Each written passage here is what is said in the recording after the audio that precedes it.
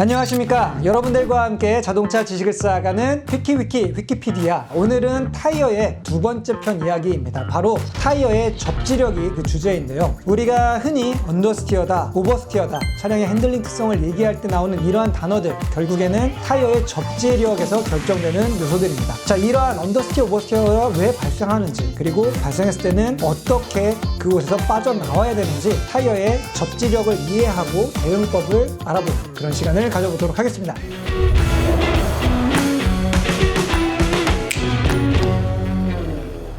인터넷에서 보면은 이러한 주장들이 종종 보이더라고요. 광폭 타이어를 쓰는 거는 접지력을 늘리기 위한 목적이 아니다. 타이어의 트레드면이 늘어나도 결국에 땅에 닿는 접지면의 크기는 대동소이하다. 그래서 마찰력이 크게 변화하지 않는다. 이런 얘기들이 좀 많이 나오고 있습니다. 물론 우리가 물리 시간에 배웠었던 그 마찰력의 크기를 나타냈던 공식 F는 μmg였을 거예요. 수직 하중과 마찰계수의 곱으로 마찰력이 결정된다라는 이 공식만 놓고 보면 거기에는 접지면에 대한 내용이 전혀 들어가 있지 않거든요. 그래서 그런가 보다 라고 할 수 있는 부분이기는 해요. 하지만 실제로는 현미경으로 마찰하고 있는 면을 자세하게 들여다보게 되면 우리 눈에는 평면처럼 보이기는 하지만 표면은 완전한 평면이 아니라 일정한 요철들을 미세하게 가지고 있어요. 그 위에 또 쇠로 되어 있는 어떤 직육면체 형태라고 해도 실제로는 아주 평평하지 않은 이런 면들을 가지고 있습니다. 그래서 고체 두 개의 면이 만날 때 엄밀히 보면은 이 부분에 대해서 전체가 다 맞닿는 영역이 다 생기는 게 아니라 이렇게 뾰족한 지점들을 위주로 한 이러한 몇 개의 점 포인트, 그러니까 면이 만나는 게 아니라 실질적으로 몇 개의 점 위에 물건이 얹혀져 있는 형태로 두 물체가 마찰하고 있는 형태가 되게 됩니다. 그렇다 보니까 이 전체 면적에서 나오고 있는 마찰면의 의미가 없어지게 되는 거죠.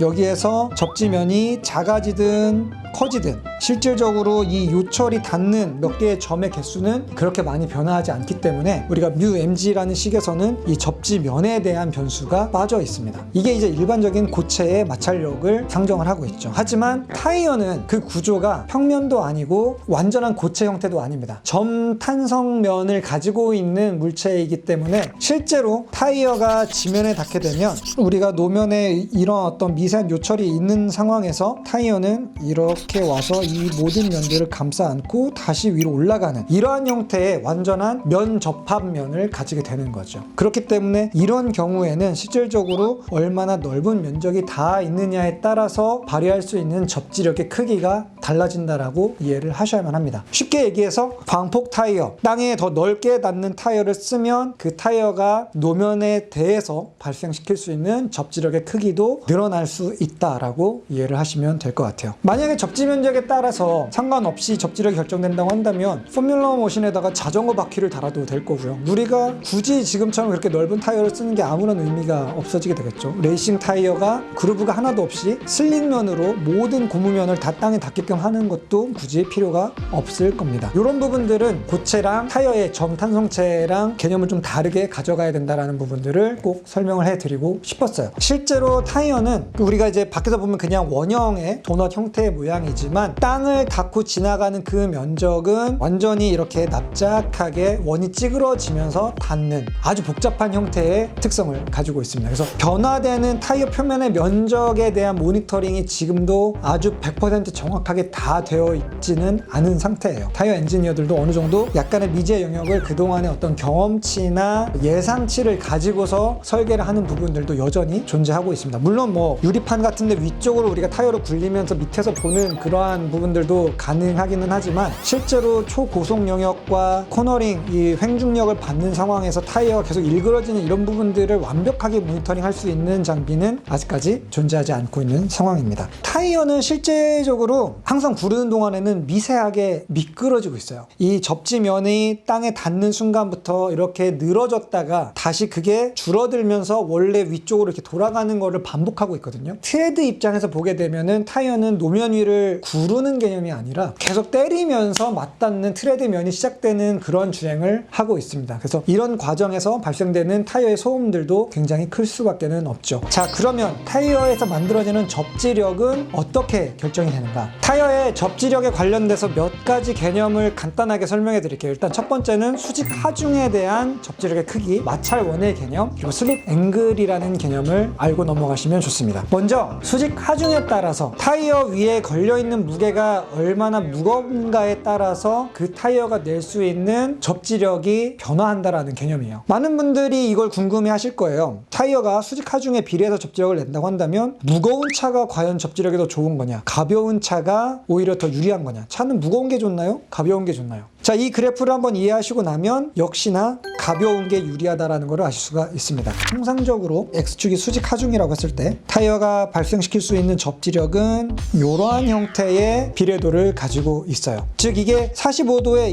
1대1의 정비례의 개념은 아닙니다. 약간 일종의 포화 곡선이죠. 위쪽으로 올라가면 올라갈수록 점점 이 기울기가 둔감되는 형태를 띠고 있습니다. 그래서 수직 하중이 뭔가 기준점이 이렇게 있을 때 2배가 되었다고 했을 때 접지력의 크기가 2배만큼 늘어나는 게 아니라 2배보다는 적게 늘어난다라는 거죠. 여기에 요 차이는 늘어난 만큼의 하중을 그대로 반영해서 접지력이 커지는 게 아니라 그거보다는 덜 접지력이 올라가게 됩니다. 그러니까 비례한다고는 하지만 엄밀하게는 완전한 비례는 아니에요. 자, 그래서 우리가 차의 전체 접지력을 이해하기 위해서는 각각의 4개의 타이어에 걸려있는 수직 하중을 어떻게 컨트롤하느냐가 굉장히 중요해집니다. 자, 여기 딱 1톤짜리 무게 그리고 전후 무게 배분이 50대 50으로 완벽한 가상의 차량이 있습니다. 그러면 이 차량은 모든 타이어에 수직 하중이 250kg씩 걸리게 되죠. 근데 이 차가 주행을 하다가 급브레이크를 밟아서 하중이 앞쪽으로 완전히 쏠리는 상황이 됐습니다. 앞 타이어에는 350kg, 350kg, 뒷 타이어에는 150, 150의 하중이 남아있죠. 자, 과연 일정하게 서 있었던 아까 250씩 균등할 때와 급제동을 할 때 전체 타이어가 낼 수 있는 접지력의 총합은 어느 쪽이 클까요? 당연히 모든 부분의 수직 하중을 균등하게 가지고 있었던 정지 상태의 타이어 접지력의 총합이 더 크게 됩니다. 자, 우리가 4바퀴에 동일하게 250kg이 걸려있을 때에는 접지력이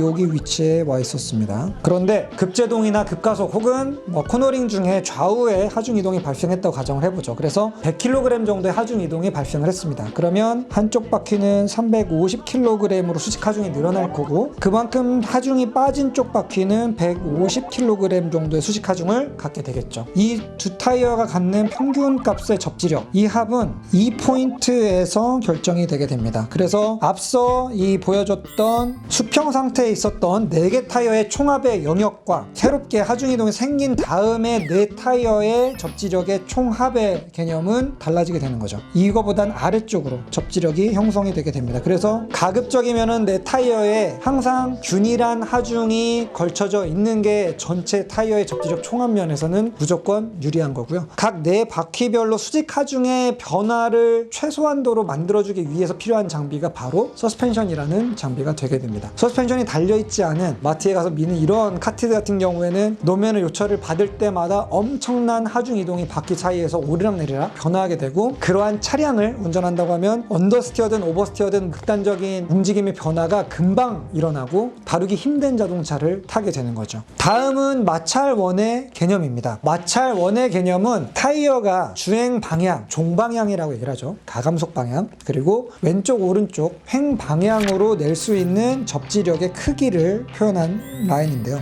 보통 통상적으로 이 마찰원이라는 개념은 원형 형태로 표현을 하는 경우들이 많아요. 이 원을 넘어서는 방향까지 외력을 감당해야 되는 경우에는 그 타이어는 미끄러지게끔 되어 있습니다. 근데 수직 하중에 따라서도 비례한다고 했잖아요. 그래서 이 마찰원의 크기는 시시각각 주행 상황마다 변화해요. 하중이 늘어나면 마찰원은 순간적으로 이렇게 확장이 될 수도 있고요. 하중이 떨어져서 뭔가 들리는 바퀴 쪽이라면은 마찰원이 이렇게 작아지는 경우들도 있습니다. 이거는 정말 그 서스펜션의 위아래 스트로크가 어디에 있느냐, 어떻게 하중이 지금 변화되고 있느냐에 따라서 시시각각 변화하는 크기를 가지고 있습니다. 형태는 일정한 구 혹은 타원 형태를 가지고 있고요. 통상적으로 대부분의 타이어들은 종방향, 즉 Y축으로 우측으로보다는 약간 좌우로 조금 더 넓은 형태의 마찰원을 띄고 있는 게 일반적입니다. 우리가 급제동을 할 때 쓸 수 있는 최대 접지력의 한계는 급제동할 때 하중을 받아서 마찰원이 늘어난 만큼에서 이 정도 포인트까지가 제동력으로 쓸 수 있는 한계이고요. 이 이상으로 브레이크가 제동력을 걸게 되면 여기서부터는 이제 실질적으로 타이어는 미끄러지게 되는 스키드 영역으로 들어가게 됩니다. 코너링 영역에서도 쓸 수 있는 한계 영역을 벗어난 이후에는 타이어가 이제 옆쪽으로 미끄러지는 횡방향의 슬라이드가 시작되는 영역이 이 마찰원의 개념으로 어느 정도 설명이 될 수 있는 거죠. 타이어에 적용되는 어떤 힘의 합력, 가속력이라던가 혹은 제동을 위해서 쓰는 힘, 측방향으로 코너를 위해서 쓰는 힘, 이러한 힘들이 겹쳐졌을 때 이 힘의 합력이 어느 포인트로 이렇게 오게 되겠죠. 그때 이 마찰원 내부에 이 힘의 합력이 오게 되면 타이어는 미끄러지지 않고요. 이 힘의 합력이 제동을 강하게 하고 동시에 코너링 포스도 많이 발생해야 되는 이 힘의 합력점이 여기에 가 있는 경우, 마찰원보다 이렇게 바깥에 있는 경우에는 그 타이어는 이제 접지를 잃고 미끄러지게 된다라는 그러한 개념이 되겠습니다. 슬립 앵글이라는 개념도 여러분들이 알아두시면 좋은데요. 자동차가 직진을 할 때에는 슬립 앵글이 제로로 발생하지 않습니다. 하지만 선회를 위해서 이렇게 바퀴를 한쪽 방향으로 틀게 되면 그때서부터는 슬립 앵글이라는 게 발생하게 됩니다. 실제로 이 타이어의 트레드면이 바라보는 쪽으로 정확히 타이어가 지나가지는 않아요. 트레드면이 보는 방향과 실제로 타이어가 밟고 지나가는 궤적에는 약간의 엇각으로 각도 차이가 있는데 이 부분을 슬립 앵글이라고 부르게 됩니다. 이거는 조향을 하는 앞바퀴에서만 나오는 게 아니라 고정되어 있는 뒷바퀴에서도 앞 타이어가 조향을 시작하게 되면 마찬가지로 슬립 앵글을 갖게 됩니다. 뒷타이어도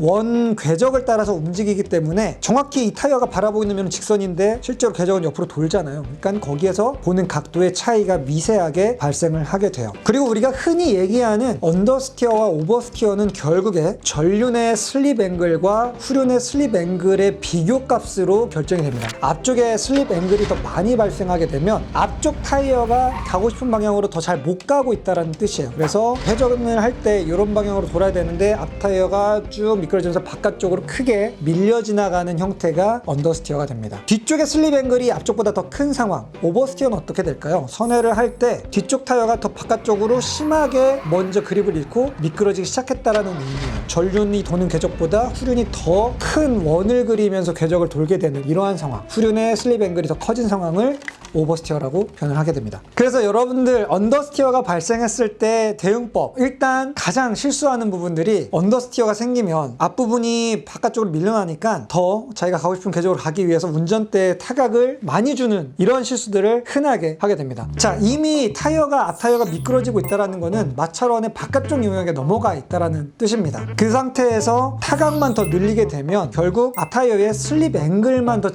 증가시키는 결과를 갖게 돼요. 슬립 앵글이 지나치게 커지게 되면 오히려 코너링 포스는 감소하는 접지력을 만들기 때문에 언더스티어가 더 강하게 나타나는 악순환에 빠지게 되는 거죠. 그래서 언더스티어가 나타났을 때는 본능적으로 운전대를 더 감지 마시고 가급적이면 운전대의 타각은 크게 변화를 주지 마십시오. 그 대신 여러분들이 할 수 있는 거는 감속입니다. 가속 페달을 떼서 엔진 브레이크 힘으로 감속을 하는 경우들도 있을 수 있고요. 필요하다면 브레이크 페달을 살짝 밟아서 감속하는 경우도 있습니다. 앞쪽으로 하중 이동이 조금 더 가게 되면서 실질적으로 코너링에 힘을 만들어야 되는 앞 타이어 쪽의 외륜 쪽에 수직 하중을 더 늘려주고 순간적으로 그 타이어의 접지력을 늘려주는 효과가 생기게 되고요. 그리고 또 감속을 하면서 차의 선의 속도 자체가 낮아지기 때문에 감당해야 되는 원심력의 크기를 줄여주는 두 가지의 역할을 하게 됩니다. 그렇기 때문에 언더스티어에서 조금 더 빠르게 벗어날 수 있게 되는 거죠. 근데 여기서 또 하나 주의해야 될 점은 브레이크를 강하게 밟게 되면 선회령용으로 쓰기에도 부족한 현재 타이어의 한계 상황에서 제동력이 그만큼 타이어의 접지력을 뺏어가게 되고 그게 마찰원의 바깥 영역으로 끌고 나가게 됩니다. 그래서 브레이크도 강하게 급격하게 밟게 되시면은 궤적이 늘어나는 그런 현상이 있을 테니까 이건 꼭 조심하셔야 될 부분이 되겠습니다. 그 다음에 오버스티어. 사실 오버스티어는 일반인들에게 조금 더 위험한 자동차의 모션입니다. 꺾은 만큼보다 차가 더 빠르게 꼬리 쪽이 돌아가는 부분이기 때문에 이 경우에는 우리가 정확하게 카운터 스티어를 써서 앞쪽 타이어의 방향을 궤적을 유지할 수 있는 균형점으로 맞춰주는 게 포인트예요. 근데 사실 이 부분은 어느 정도 숙달이 되어 있고 훈련이 되어 있는 경우가 안전한 경우가 되겠고요. 만약에 여러분들이 그런 카운터 스티어에 대한 경험이 전혀 없는 상태다라고 한다면은 오히려 일단 차체의 ESP나 DSC가 균형을 잡아줄 때까지 살짝 기다리는 것도 좋은 방법입니다. 근데 이때는 기다리실 때 중립 범위에서 원래 쓰던 각도의 중간쯤 어딘가로 살짝 운전대를 풀고 페달 조작을 하지 않은 상태에서 기다려주시는 게 가장 안전해요. 자, 오버스티어 상황에서 여러분들이 좀 지양해야 되는 조작은 역시나 급브레이크 조작입니다. 이미 후륜이 접지력을 잃고 미끄러지는 상황에서 여러분들이 브레이크를 강하게 밟게 되면 오히려 수직 하중을 더 앞쪽으로 보내는 효과를 갖게 돼요. 뒤쪽에 미끄러지고 있는 스키드 양이 급격하게 늘어져서 정말 핑그르르 도는 그런 상황이 될 수도 있습니다. 그래서 급격한 조작은 일단 오버스티어 상황에서는 좀 피하시는 게 좋고요. 그리고 이 오버스티어 상황을 이용해서 이제 재밌는 주법으로 이어가는 게 바로 드리프트 영역이죠. 네, 많은 분들이 이제 후륜구동차 드리프트 하고 싶은 로망을 많이 가지고 계신데 뒤쪽 타이어가 미끄러진 후에 카운터 스티어량이 적절하고 일정하게 슬립 앵글을 유지할 수 있는 스로틀 워크를 하실 수 있으면은 그대로 드리프트 상태를 이용해서 코너 전체를 선회할 수 있는 그러한 기술을 구현할 수가 있게 됩니다. 사실 이 드리프트는 우리가 뭐 이런 슬립 앵글 양이라든지 뭐 이러한 부분들을 설명하는 것보다는 직접 안전한 곳에서 체계적인 어떤 교육을 받고 연습을 하시는 게 가장 좋은 방법이 될 것 같아요. 드리프트는 나중에 또 따로 기회가 되면 별도의 주제로 한번 다뤄보도록 하겠습니다.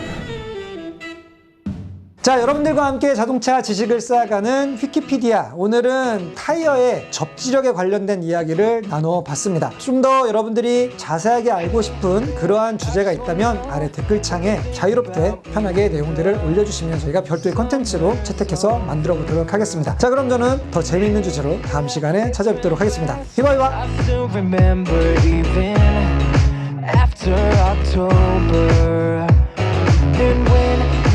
Winter falls, just think about me and I'll keep you